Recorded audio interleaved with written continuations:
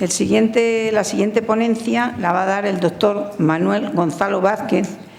Se trata sobre la oxigenoterapia hiperbárica en el tratamiento de las complicaciones crónicas derivadas de la radioterapia en pacientes con cáncer.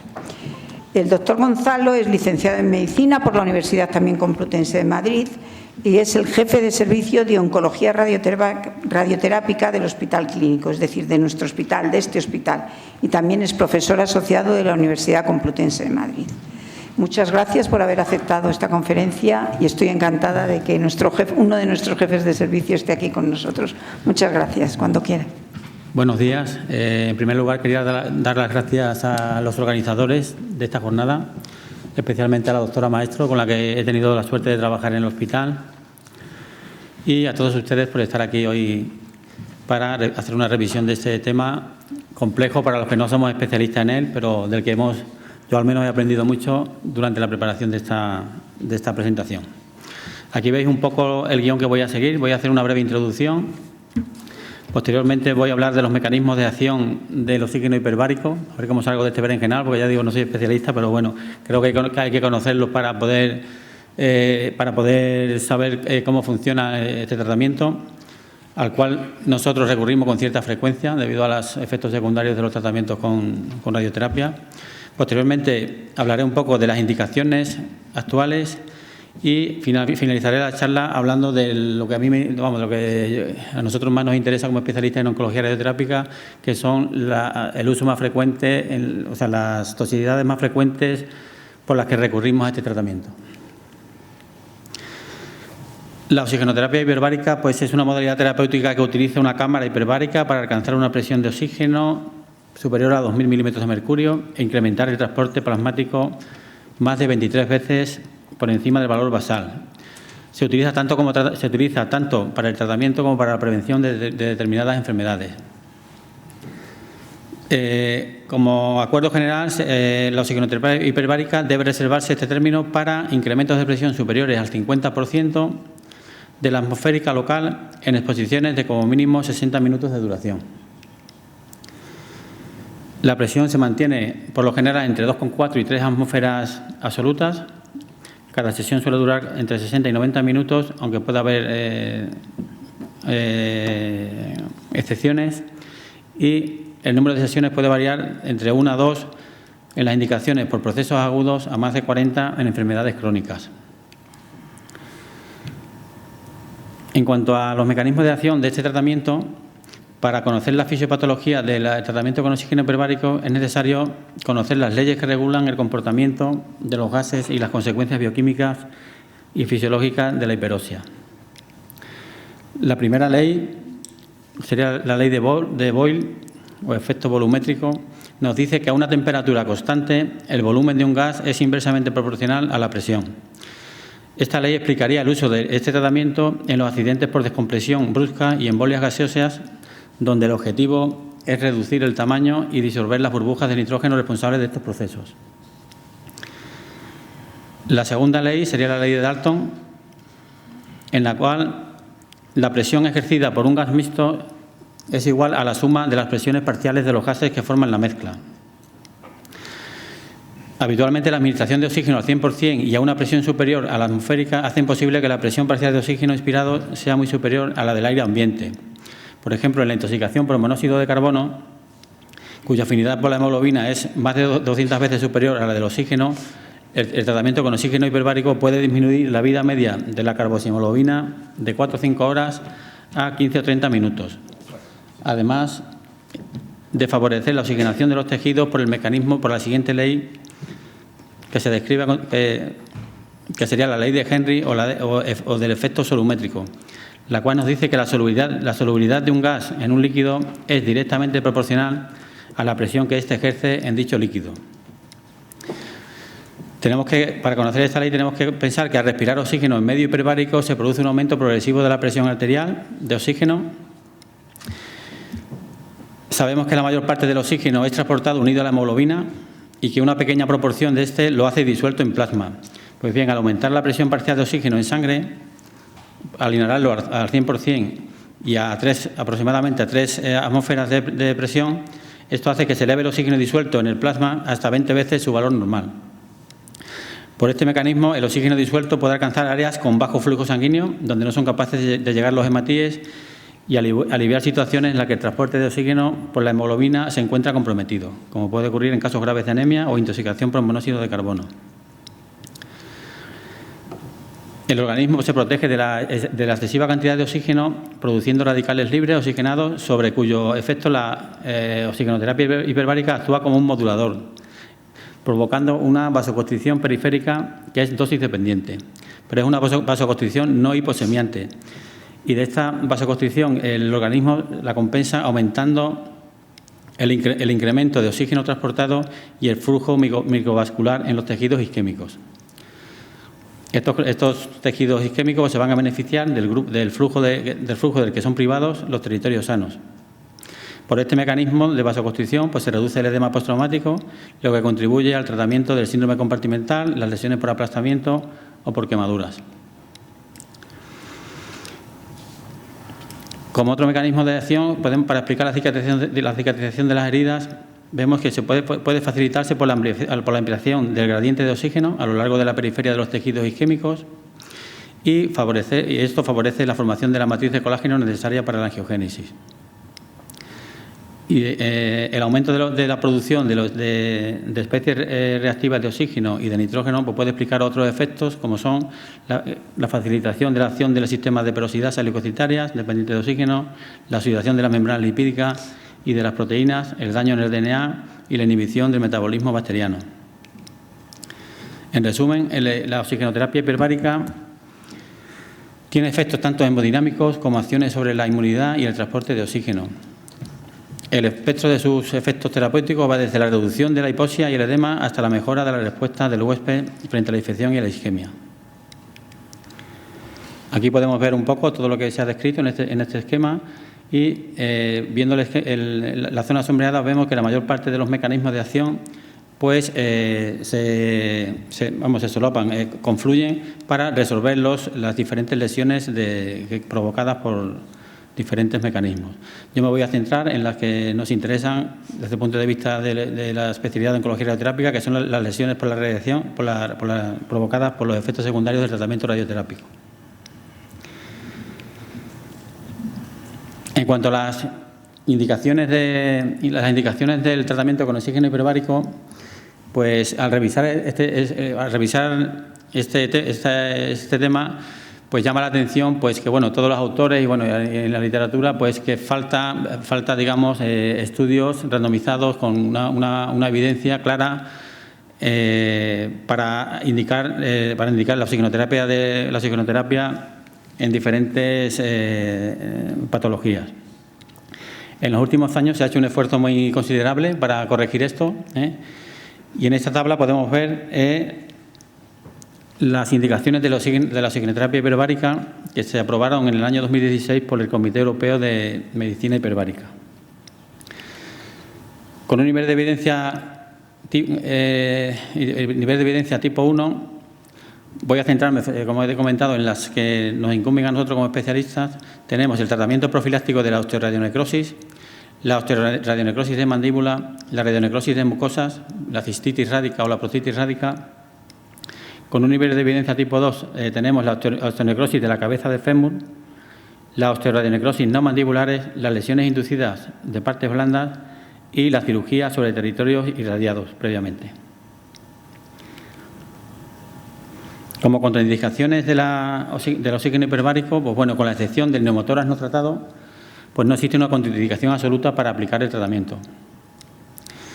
Como contraindicaciones relativas tenemos los pacientes con EPOC, presencia de bullas, infecciones recientes de las vías respiratorias, de oído y sinusitis, cirugía torácica reciente o la claustrofobia de los pacientes. En cuanto a los tratamientos, aplicar la oxigenoterapia con tratamientos concomitantes con citostáticos como la doxorubicina o la bleomicina, pues no hay una evidencia clara en la literatura y lo que se recomienda es una especial valoración del riesgo-beneficio del tratamiento. En un sentido estricto, pues no existe ninguna contraindicación absoluta que impida aplicar un tratamiento hiperbárico si la indicación del mismo es primordial. En cuanto a las complicaciones que pueden aparecer durante el tratamiento, pues por lo general es un tratamiento que se tolera bien y es casi inocuo en la práctica clínica. Y los efectos secundarios se relacionan fundamentalmente con las alteraciones de la presión, el barotrauma y la administración del oxígeno. La complicación más frecuente que se suele ver aproximadamente en el 20% de los pacientes es la miopía reversible por toxicidad directa sobre el cristalino, el barotrauma óptico sintomático, que suele aparecer en torno a un 2 o un 4% de los pacientes, aunque la rotura de la membrana timpánica es excepcional. La toxicidad pulmonar crónica por oxígeno es más frecuente en los pacientes sometidos a múltiples sesiones de tratamiento, y las convulsiones por una toxicidad aguda pues son raras, aunque pueden ser importantes por el contexto en el que se hace el tratamiento.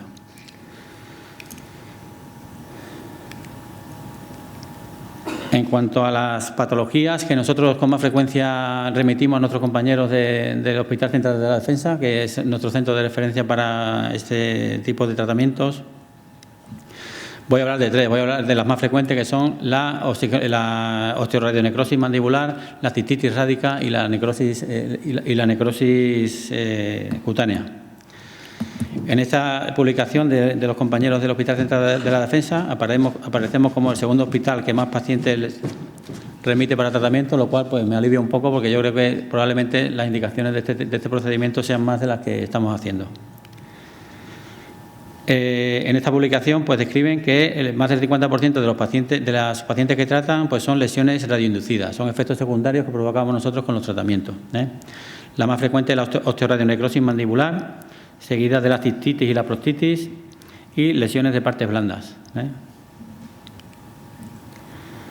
Como bien sabéis, pues la radioterapia pues es un método terapéutico no quirúrgico que es fundamental en el tratamiento del cáncer. Las indicaciones del tratamiento radioterápico pues han aumentado, y siguen aumentando de forma progresiva, y hoy actualmente pues aproximadamente el 50% de los pacientes que se diagnostican de un cáncer van a recibir tratamiento radioterápico al inicio de la enfermedad, y aproximadamente un 15% más van a recibirlo a lo largo del desarrollo de la enfermedad, con lo cual el número de pacientes que se tratan con radioterapia es muy elevado. Como sabéis, la mandíbula es un hueso denso que está pobremente vascularizado y particularmente vulnerable a la radiación en el área de cabeza y cuello. Es un tratamiento fundamental en los tumores de cabeza y cuello, el tratamiento con radioterapia, y generalmente son tumores que necesitan dosis altas de radiación. Para definir la osteoradionecrosis mandibular tenemos que decir que es una exposición ósea de un área previamente irradiada durante un periodo de más de 3 meses, que no haya evidencia de curación y que condiciona la necrosis de los tejidos circundantes. Y hay que descartar que esa osteoradionecrosis sea provocada por un tumor, o sea, hay que asegurarse de que no existe tumor en esa zona. La incidencia, según las publicaciones, ronda en torno al 3%, aunque es muy variable, desde el 0,4% de algunas hasta el 56% de otras. Los factores de riesgo relacionados con el paciente, los factores de riesgo para una osteoradionecrosis mandibular, hay algunos relacionados con el paciente y otros con el propio tratamiento radioterápico. Una mala higiene dental, que es lo más habitual en este tipo de pacientes, son pacientes que se cuidan poco en general.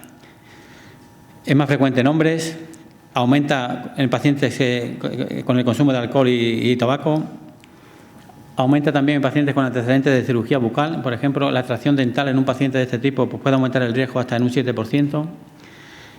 Los pacientes que tenemos que radiar con implantes, con implantes puestos, pues también tienen más riesgos de radionecrosis, debido a que el hueso que está alrededor del implante pues va a recibir una dosis mucho más alta de radiación.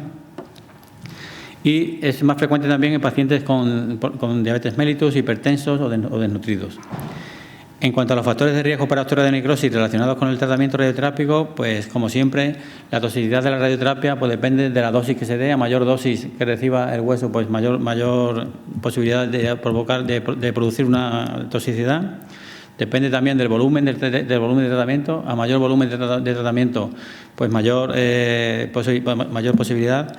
Y de la técnica de radioterapia, que no deja de estar relacionado con lo anterior, porque con técnicas más conformadas y más precisas, pues probablemente podamos proteger mucho mejor la mandíbula, aunque muchas veces es imposible, ya que el tumor está pegado o está muy cerca al hueso. Aquí podemos ver en la imagen de la izquierda, estas son imágenes histológicas de una biopsia ósea mandibular en un paciente con osteoradionecrosis a los 3 y a los 12 meses después del tratamiento con radioterapia. En la imagen de la izquierda, en la A, vemos los efectos precoces de la radioterapia, donde vemos la formación de una trombosis celular vascular. Y en la imagen de la derecha, en la B, vemos los efectos tardíos. Vemos una zona de hueso con hipovascularidad, hipocelularidad y fibrosis. Estos son los efectos a nivel histológico que provocan los tratamientos, la osteoidonecrosis provocada por la radioterapia. Aquí lo vemos, cuando vemos a estos pacientes en la consulta, en la exploración física vemos que se ve el hueso expuesto en una exposición ósea intraoral del hueso mandibular, la rama mandibular. Y en la imagen de la derecha vemos el defecto óseo en la ortopantomografía, que provoca pues, la osteoidonecrosis. Esto es lo que habitualmente vemos cuando le mandamos a los pacientes a los compañeros del Hospital Central de la Defensa. Con una higiene bucal, en este caso para nosotros es casi un lujo, pero bueno, no, es una mala higiene dental, pero las hay, habitualmente son mucho peores. Y aquí vemos pues, que es un tratamiento, la oxigenoterapia hiperbárica, vemos que es un tratamiento que funciona. Vemos aquí la exposición ósea en este paciente y 18 meses después vemos que se ha resuelto al 100%. ¿Vale?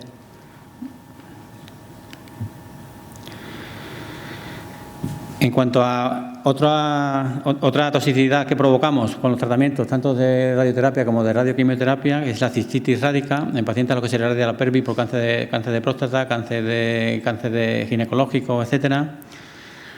Voy a hablar de este trabajo, que ya que lo tenemos, se acaba de publicar, es un estudio randomizado de los pocos que existen, porque la verdad que hay poca evidencia de este calibre en la literatura cuando te pones a repasar los temas. Entonces voy a desarrollar un poco este trabajo que se acaba de publicar, que es un estudio randomizado, fase 2-3, sobre la cistitis rádica, la cistitis provocada por los tratamientos con radioterapia. Los criterios de inclusión son los que veis aquí. Son pacientes que han recibido radioterapia pélvica, que la hayan terminado en los últimos 6 meses, que tengan un EPIC menor de 80. El EPIC es un cuestionario de calidad de vida, fundamentalmente a nivel urológico, que se le pasa a los pacientes, y que sean pacientes que tengan cistitis por radiación tardía. Se excluyeron los pacientes que tenían un sangrado continuo, que requirieron transfusiones de más de 500 mililitros en las últimas 4 semanas, los que tenían una sonda vesical permanente, los que tenían una capacidad inferior a 100 mililitros, capacidad vesical, los que tenían una fístula a nivel de la vejiga urinaria, o los que habían recibido tratamientos previos con oxígeno hiperbárico o tenían alguna contraindicación para recibirlo. Los pacientes recibían 30 a 40 sesiones de unos 80 a 90 minutos al día. Como objetivo primario se plantearon la mejora de la sintomatología urinaria medida por la escala EPI, o sea, la mejora de los parámetros en la escala de calidad de vida. Y como objetivo secundario se plantearon los cambios en las puntuaciones totales de otra escala de calidad de vida a nivel general, que es la SF36, y la mejora en los cambios histológicos en las biopsias de vejiga urinaria y en los cambios de grado según la escala, la LR-MGS, que después veremos. El estudio se cerró en diciembre de 2017 y los últimos datos los obtendrán en el año 2023. Aquí vemos cómo se randomizaron los pacientes en la primera visita. Los pacientes que eran candidatos al tratamiento con oxígeno hiperbárico iban al tratamiento con oxigenoterapia hiperbárica, y los demás, el grupo control, pues iba al tratamiento, digamos, estándar. Y la valoración de la visita número 4 se hacía entre la 6ª y la 8ª semana de haber terminado. De las características de los pacientes, solamente decir que eran 2 muestras bien balanceadas y como es lógico, pues la mayor parte de los pacientes eran pacientes a los que se le había radiado la pelvis por cáncer de próstata o cáncer de cervix. De los 223 pacientes que se seleccionaron inicialmente que podían ser candidatos, al final se quedaron en el grupo del tratamiento con oxígeno hiperbárico 41, después de las pérdidas que hubo por el camino, y 38 en el tratamiento estándar, ¿vale? Que también se hicieron, hubo algún paciente que no continuaron con el seguimiento, y al final el análisis se hizo con 34 pacientes en un brazo y 40 en el siguiente.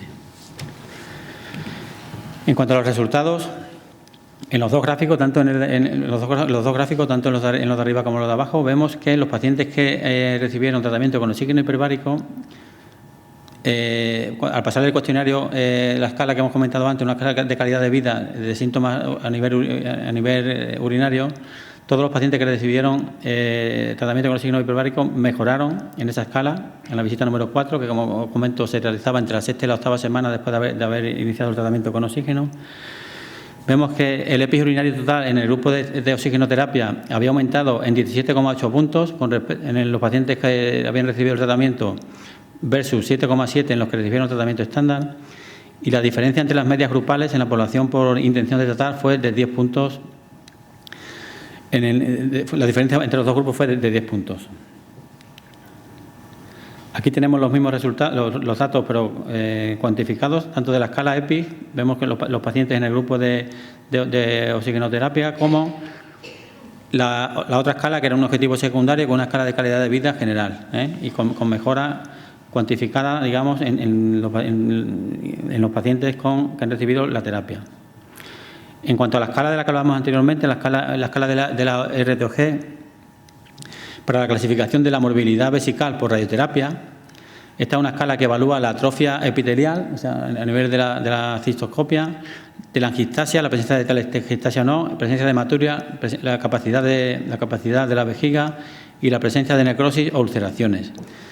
El grado 0 sería una vejiga, digamos, una mucosa vesical normal, y la escala va de 1 al 4, de menor a peor.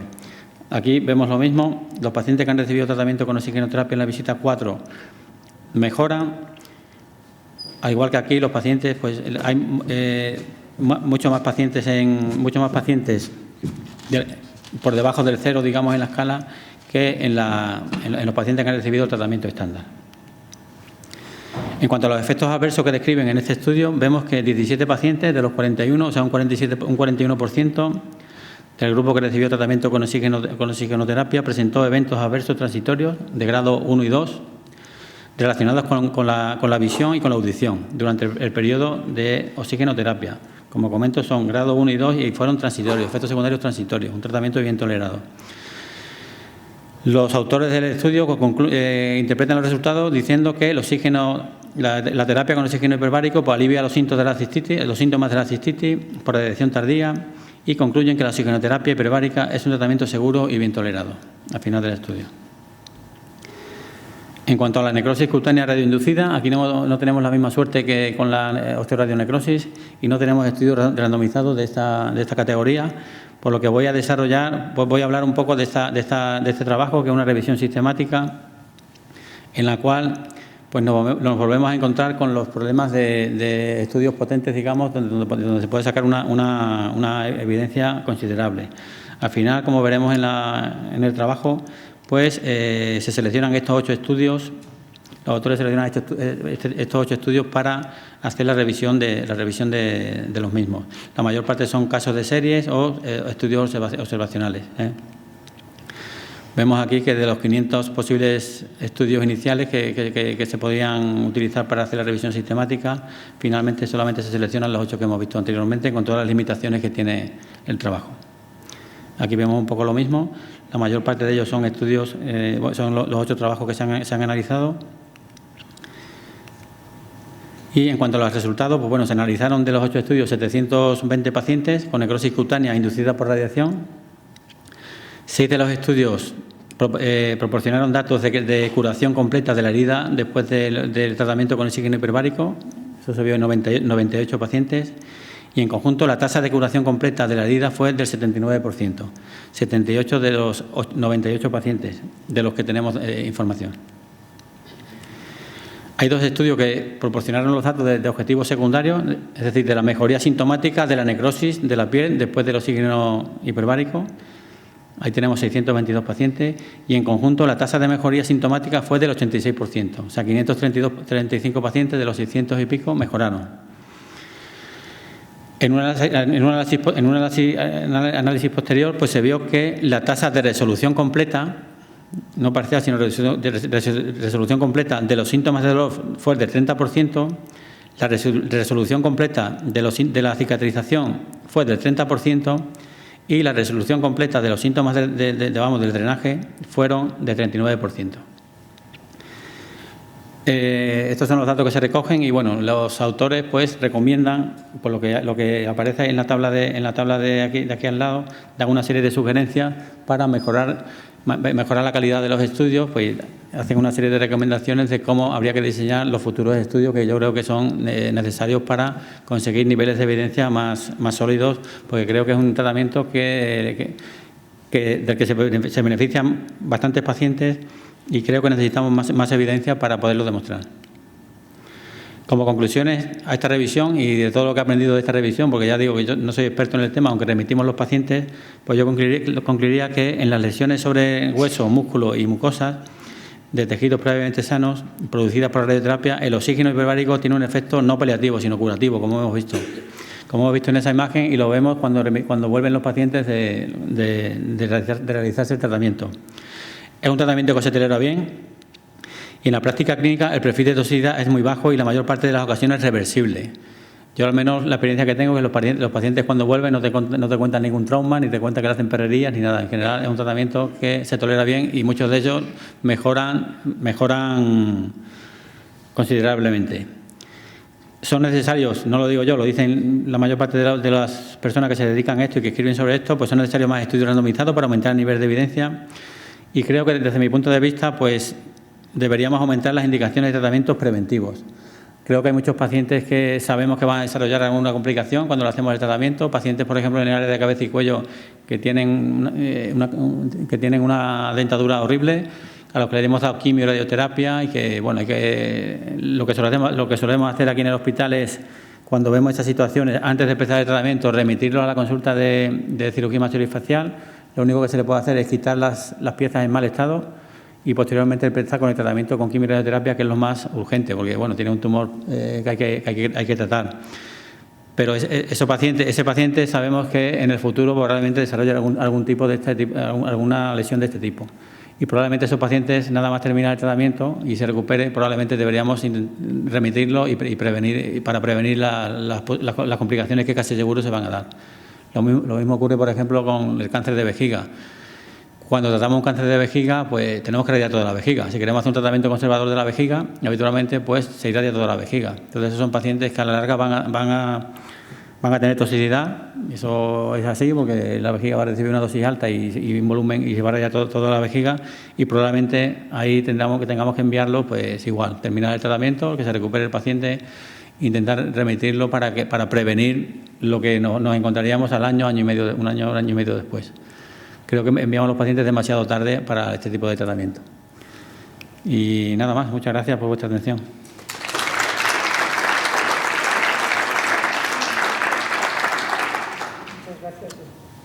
Muchas gracias, doctor Vázquez. Creo que luego habrá muchas preguntas que hacer en la mesa redonda, pero como un poco de conclusión principal, creo que es importante decir que saber que hay una solución para las lesiones inducidas por radioterapia, como cistitis, etcétera, es importante que lo conozcamos y que son soluciones no demasiado tóxicas, ¿no? Ya. Hombre, es un tratamiento, creo que no tenemos demasiada formación, sabemos que existe, pero no tenemos demasiada formación probablemente, bueno, yo el primero. Y habitualmente enviamos a los pacientes a tratamiento pues, cuando ya no tenemos nada más que hacer, nada más que ofrecerles, después de haber hecho 40.000 perrerías, de curas, de instilaciones y demás. Bueno, pues por eso hoy estamos aprendiendo mucho para hacerlo antes. Probablemente tengamos que enviarlo antes para prevenir muchos de los efectos secundarios que después van a tener. Muy bien, muchas gracias. Gracias.